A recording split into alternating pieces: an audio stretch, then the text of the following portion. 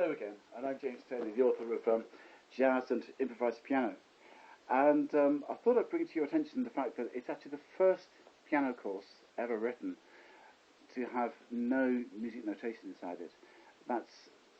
There's no conventional music notation, and obviously this is the sort of thing that will raise a few eyebrows. So I thought I'd explain why it is. Now then. Up to date, it seems as if whenever jazz is taught, the first thing that people do is to turn to music notation. And the reason for this is fairly straightforward. Obviously, it's the way that musicians communicate with other musicians what they're doing. The only thing is just that if you notice, if you ask around a number of jazz musicians, you will find that very few jazz musicians actually read music. So the question is, if they don't read music, how did they learn to play jazz? They obviously didn't learn it through the process of reading music.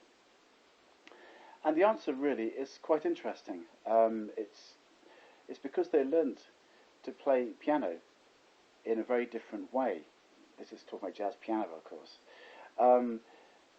They, rather than being taught the names of the notes and being told this is a middle C, press middle C, and this is an E, press an E, rather than being told to press certain notes and to use certain fingers, they just messed around and they worked out the actual relationships of notes to other notes, and they built up their own chords and they fiddled around with those, and then they found ways that they could distribute these chords at the keyboard or piano, and then they found things that they could put on top of these chords, and that's quite simply how they worked.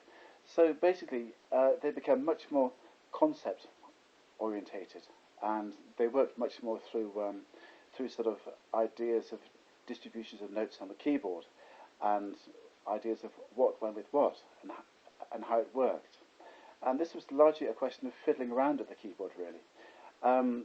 Consequently, they had a sort of parallel path of development, which is completely different from that of the classical pianist, who reads through music notation and learns how to read different rhythms and different notes with ease, ultimately. So anyway, this is why jazz musicians quite often can't read notes at all. Although, of course, to become a skilled session player, it's essential to learn how to read music to a pretty high level indeed. So most jazz musicians do ultimately learn how to read, but it's not top of the list of priorities, and it's certainly not the first thing that they do. Now, jazz and improvised piano works really in the same way that a jazz musician learns.